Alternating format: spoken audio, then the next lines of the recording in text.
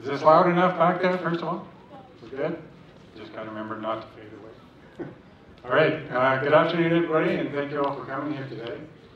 This is kind of new to me because for the last little while, I haven't done any live presentations. Most of my stuff has been through Teams meetings where everybody's got their camera off. So my idea of a person now represents a circle and some letters on it. So it's nice to have you here today, and I'm happy to have this opportunity to present on the subject of the reality of data and the importance of business context, basically for anybody who uses data. Now, this second line might say, well, this kind of sounds like common sense that anybody in a business should understand the business, and I hope it is. But for today's presentation, what I want to do is zoom in on the people who are on the ground, fingers on keys, working with data. Now, before I get into the heart of the presentation, I want to talk to you about a little bit like what motivated me to create this presentation. So as was mentioned, I got a lot of experience with all kinds of databases and been on many projects over the years. I've been a consultant for 20 plus years. So I've observed a lot of things and I've experienced a lot of things. And one of the things that I found out is that business context will change the dynamic between the people who are working on the projects and the lack of business context especially. And it also affects the way that people treat the data. So what I want to do today is introduce you to the concepts of the business process, how it improves communication, will help you improve the quality of your deliverables, and fundamentally, it's going to act as a foundation to any data platform. So with that, here's how I plan on going ahead with this. So the first thing I want to do is talk about, well, what is data, and how does it relate to reality? And I also want to stress the importance of context with respect to data. This might get you off of terra firma for a little bit, so I'm going to try and bring you back down to the ground with the second point, which is business processes and providing business context to your data. Now, I've got a few examples there. I'm going to demonstrate the process and the definition I'd like to show you. And then I want to bring all of that into the third one, which is here are the data roles and why is the business context important to these roles? Okay, so I have examples there. And finally, I want to leave you with a lasting thought. So when you go away today, you're going to be thinking, yeah, maybe I could do that a little bit better. Okay? So with that, let's get on to the show with what is data? Well, first and foremost, data is fundamentally abstract. It's an abstraction of the reality that it came from. Now, if you think about reality, there's a lot of detail going on.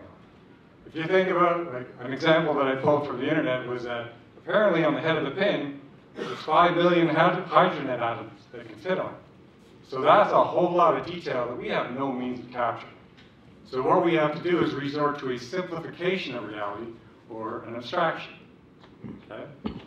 Second is, data, unfortunately, is not perfect. Well, that's a bit of a bummer. But as anybody who's used data for a while now, you'll know not to take data at face value when you receive it. You've got to look at it, you've got to figure out what it is that it's telling me, what are the imperfections in the data. There can be imperfections brought in by the things that are measuring things out in the field. They need to be calibrated, and sometimes they can get off calibration. Okay, so then you're going to get incorrect measurements. The second one, well, this one goes without saying, if there's any human interactions, like somebody manually entering data, or they manually process data, they can introduce human error. Okay? The third point I want to make is that anything textual in your data is based on language, like English, French, Spanish, what have you. And as anybody who's studied languages understands, languages have their own idiosyncrasies. And we can call different things with the same name, or the same thing with different names. And it gets kind of confusing. And then we're moving on, data is not complete. And the really strong example I have that, as far as I know, reality is continuous. But data is like little snapshots in time. So we don't have data to represent all of the things that happen. So that's the incompleteness part. And now we're getting into the crux of the matter in that without context, your data has no meaning. If I throw out the number 47 to you, I haven't told you anything. it's just a number at that point. But if I told you it's 47 kilograms, oh, we're getting somewhere. We have a unit of measure. But we still don't know 47 kilograms of what. So you need to know what are we measuring, where did we measure it, when did we measure, and get you some context so that your data now means something. Okay? Now, before I get into the business context, I want to leave you with one more thing about data, and that there's power to data. Now, obviously, despite all these shortcomings, we've done some pretty awesome things with data. But there's two sides to this coin, because if you take data out of context, you can do bad things with data, and we've seen that in the news. So what I want to do is make you understand that with great power comes great responsibility, so I'd like you to use your data responsibly in the proper context that it came from. And with that, I would like to introduce to you the business process. So before I get into the definition, I just want to remind you, your data in your business came from somewhere out in the real world where we have business activities. These activities are structured. They're not just random things that I hope that your business just, on a whim, they just kind of do things willy-nilly. There's structure to them. Now these activities can happen at random, but the activities themselves have structure. Okay? So it's these structured activities that I'm going to wrap the concept of the business process around. Now, one thing that I found is when I go to different places and I ask people, what do you call a business process? I get different answers. Sometimes they oversimplify and say it's just activities that a business does. Kind of vague. So what I would like to do is give you a definition that has worked for me, so that when I go back to my work, these are things that I like to ask, or to find out about the context, so I know what the data means. So for me, the definition of a business process is just that it's a series of related activities that generate something of value for an internal or external customer. These activities are repeatable, and we know what starts the process, and we know what ends the process. So if I go back to the start again, well, what do I mean by related activities? If you have a process where this happens, and this happens, and this happens, and you take out one of those activities, your business process either starts to get really shaky or it just fails completely. Okay, so there's a relationship from one activity to the next. The next thing is the value. If you don't know what the value of your process is, stop doing it. Because it's a waste of time. Like, who are you doing this for? What's the point? So I want to emphasize this because I've asked people, like, well, what's the value of doing this? And they couldn't answer me. Well, that's a bit of a problem. Now, the value is relative to a customer. So somebody wants the output of your activities. And if it's within your organization, we'll call that an internal customer. And if it's somebody like you and I walking into a store, that's what we call an external customer. Okay? But there's something of value that the customer wants. And then repeatable, well, we have this idea of repeatability, that we can do these activities over and over again. Like we said, these are structured. So although, I won't get to that in a second, but we have this repeatability that we can record the data on a regular basis, nice and neat, same attributes every time. And then finally, the well-defined start and end. Well, if you don't know where your processes start and end, I mean, they could go on forever. So you should be able to say, well, when this activity starts, it's game on. The process begins. We do some things, we create some value, and then this happens, it's off. And then we do it again. Okay, so that's my idea of a business process. And the last thing I'm going to mention about this is that even though the activities themselves are structured and we do the same things over and over, the actors involved in those activities can change. Like, I'm going to show you an example where you can have a serious change in actors doing the things, and that's going to affect the ranges of acceptable values in your data. Okay? So if I can just get a little bit of a drink. Okay, so I'm going to introduce you to a business process that's involved in the mining space, so open air mining. And before I show you that, I just want to throw this up there, because if you've never been in the mining business, you're going to get some data and you say, well, what's empty travel distance? What's queue time? What's spot time? These are things you'll find in the data, but you have no context yet. So with that in mind, here's the simplified version of the process. This is not a complete business process, but it's just to get you familiar with it in case you haven't seen it before. Because the idea of an open air mine is like we're taking material from one end, and we're delivering it to somewhere else in the mine, either to be processed or to be used to maintain the mine. So here we have this concept of an empty truck. It's got to drive to a load location. At that load location, we have what we call an excavator or a shovel, and that's going to load the truck with material. By the way, that's the thing of value here. And then that truck's got to drive to a dump location where it can finally drop off the material. But like I say, this is not, according to the definition, this is not a complete process.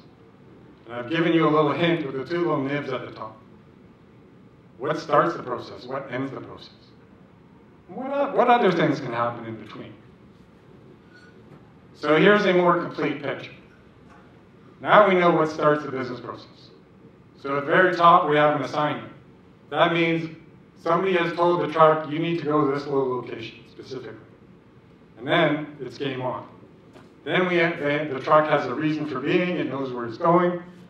But before it gets to the loading process, first it has to arrive at that load location, it has to queue if there's other things in front of it, and then it has to actually get in position. So there's this idea of spotting. So if you think back, remember I told you about empty travel distance? Well, that's between where the truck was at assignment and when it arrived, not where it was loaded. So now we have some context there. And the other one was spotting time. Spotting time was new to me. What is spotting? Well, that's just when the truck backs into position next to the shovel. Okay? So we do the arrival queue spotting, and then we have another assignment where the truck has to go to the dump area. Now you notice you have two assignments here. One starts the process, but the other one does not. If you try to start the second assignment without doing the loading, you have no reason to assign it to a dump location. So this assignment here is showing you the related activities aspect, where if you took the things before it, you break the process. Okay? So then we still have the loaded section, and we arrive, queue, spot similarly at the dumping end. Then the truck drops the material, and it's only when the truck bed comes back to level and is now back to an empty state that we can do the cycle again. Okay? So this is a simple example of a business process that I use this a lot in my work, and once I saw this picture, the data makes sense. Okay. All right, now what I want to do is bring you over to the data roles and see how all of this information is going to help with those. So here are a few roles that I wrote down. This is not a complete list. I would like to go through these in very great detail right now. I'm just kidding. Now, we obviously don't have time to go through these, so I picked a few of them. I'm not going to go into detail, but I could talk about any one of these and tell you why subject or business context is important. So the first one I'm going to do is the data analyst. Now, if you think about what the job of a data analyst does, well, they're analyzing data. And analysis is all about we're evaluating something. What's the outcome, or what was the performance like for a particular situation?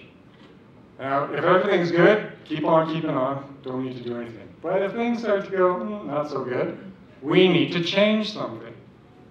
Well, where's that change going to happen? Back in the real world. So this is where the analyst, you can't just say, well, I think we need to change something, but I don't know where. So you have to be cognizant of these changes that you're going to recommend, they're going to go back to reality. And then the next thing is that if you want to change something without knowing how things are connected in the activities, you might say, well, this is a problem, so I want to change this one thing. And then you change it and you find out you have side effects. Well, that affected the next thing down the line. Like if I found my queue time was off in the shovel example, then you might say, well, we got to change the ordering or the lineups for the queuing, make the lineup shorter. Well, now you've just affected spotting. And the other thing is that queue time, well, maybe that's just a symptom. Maybe it's the assignment people that have to figure out how to better disperse these trucks to different locations. Okay? So then, in order to generate your conclusions, we have to know what is the data that we're bringing in, and after we chew it and analyze it, well, that output, what is it all about? Does it make sense? So if you're, like I said earlier, if you take data at face value when you first got it, you'd be like, that's a risky proposition. You should know what the data means. And you should know if the values that are coming in are proper for the types of actors that are involved. Okay? So we got to understand the business context to permit better judgment. And if you have no business context as a data analyst, I'm going to say your abilities to interpret the data are going to be narrow. They're going to be limited. Okay? And even worse, you might end up generating some conclusions that are just wrong. So the business context from a data analyst perspective is kind of important. So that's not what I want to talk about from the data analyst perspective, but in order for the analysts to do their work, well, they need to get their data from somewhere. And before the data even arrives, we need to have a data structure. And for that, we have data modelers. So the data modeler's job, what are they doing? Well, they're structuring data for a purpose. And when you're talking about data projects, the whole purpose is to make analytics easier. Okay? So if you're doing this kind of modeling, you might be familiar with the Kimball methodology, aka dimensional modeling. And the first step of the methodology is choose a business process. So if you're doing modeling without knowing the business process, I'm not sure how you're going to get past step one. So, so that's the problem with dimensional modeling, and I've seen people try and do it without knowing what's going on in the business. It's a shaky model at best.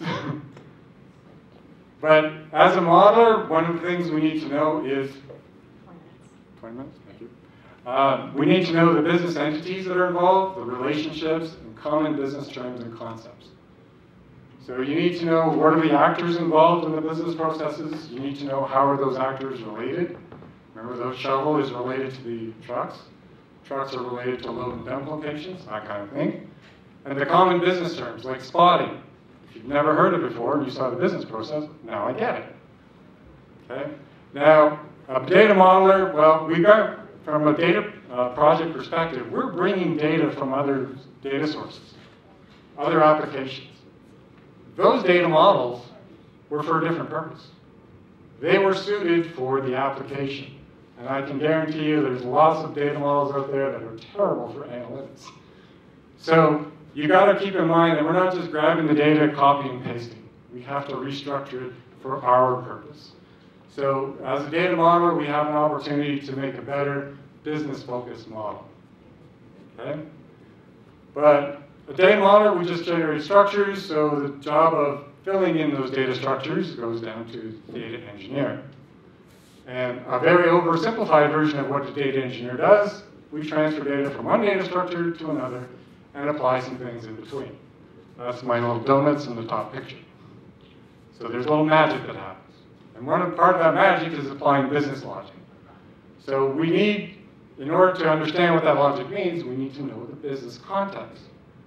Because if you're a data engineer, you've been handed some rules, and you don't know that at this operation those rules don't apply, you might be inclined to just apply it across the board, and it wouldn't work so well.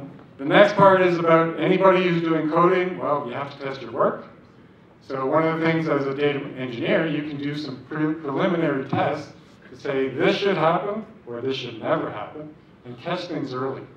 Like before you send it off to quality assurance to get tested, you should be able to catch the glaring errors to make QA people work harder. Like give them the hard stuff to find. Okay?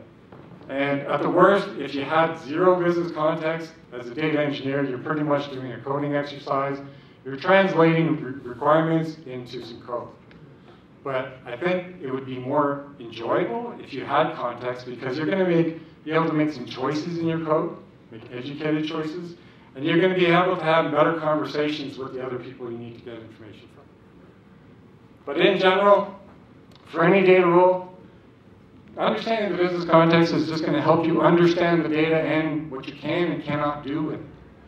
It's going to permit critical independent thinking. By the way, we have a lot of smart people as data engineers and data modelers. Why don't we let them do some of their own thinking without just telling them what to do? It's going to improve communication between your roles and your team. This is going to create a foundation that everybody can work off of. And the fourth one is like a bit of a soft one, but I like to say it gives you purpose to the work. You know why you're doing the work, okay? Which I think is going to help do the work itself. So a better understanding, communication, and purpose, ultimately, you're going to lead to a better data platform in line with the goals of the organization. So just a quick recap. On its own, data is just an abstract representation of reality, but it needs context. The business processes are going to provide the context in the organization, and this will lead to a better understanding for all people involved with data, and hopefully it's going to lead to a better data platform that's going to make you able to do more sound decisions. So I need to leave you with one lasting thought. You ready? Don't tell me. So what this cursor represents is just back to the beginning. Data comes from something in reality, but it's not a perfect representation of reality. Your data is a certain distance away from where it came from. So what I want to do is encourage you to get to know the business processes, get to know the context, so you can get more meaning out of your data, have better understanding. Use your data responsibly and achieve better results, because now you'll know the reality of your data. Thank you.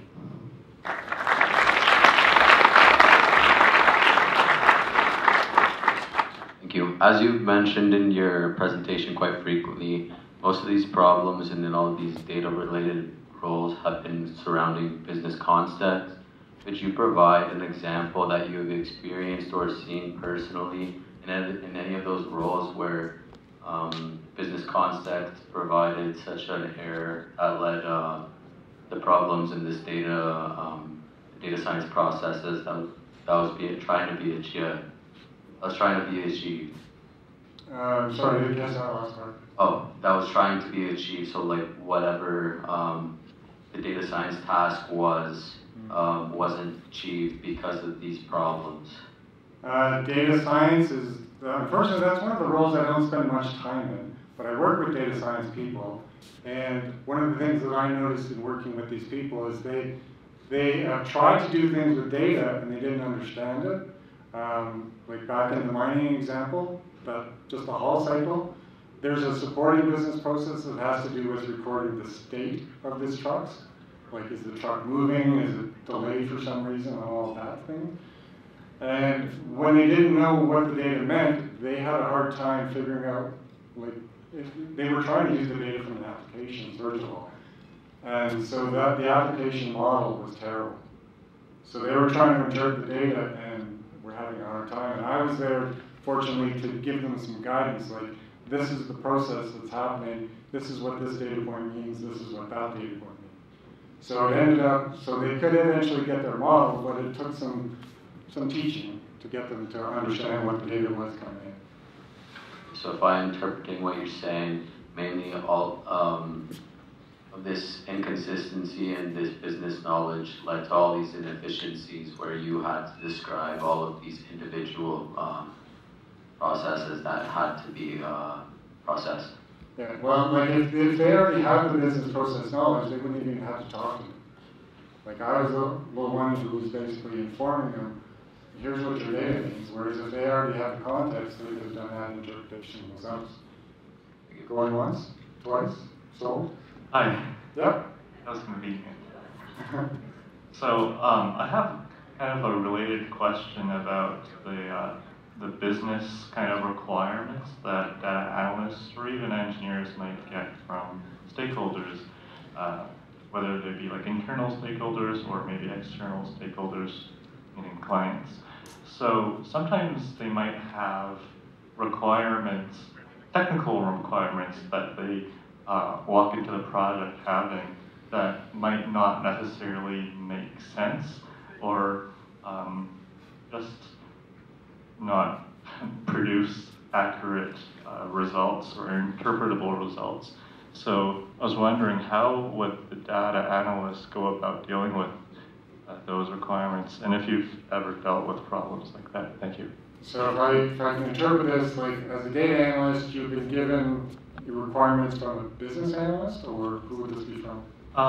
So like stakeholders, business stakeholders, managers, executives, and so forth.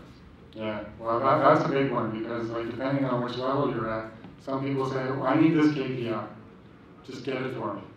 And they don't even tell you what made that KPI. Like a calculation could incorporate data from multiple business processes even. But you know, they just want that one number to show up on their dashboard. So yeah, that one, I've seen it where people are just throwing out KPIs and yeah, you'll get your number. But then when it comes time to interpreting that number and say, well, we need to make this number better. How? You got to crack it back open into its components and send it back to say, oh, well, it consists of this activity and this activity and this activity. So if you're just getting requirements where somebody just wants a number and unsatisfactory time trying to make sense of it, because like in the model that I'm working with now, we have all kinds of KPIs that we're saying, well, we need to combine the tonnage and the time metrics to generate something like that. If you don't know where the tonnage came from and the time metrics came from, where do you start? So, like, I'm just trying to play this in my head. If I was on the receiving end and somebody just says, give me this KPI, I'm kind of a, I don't know, a rogue kind of person sometimes, and I will say, can you give me more information about this so that I can make more sense of it, and maybe even get you a better result than what the one you're asking for. I don't know if that answers your question, but it's... Yeah, that's good, thanks. Hello. Good morning. Good afternoon. Sorry. Yes, I should say the same.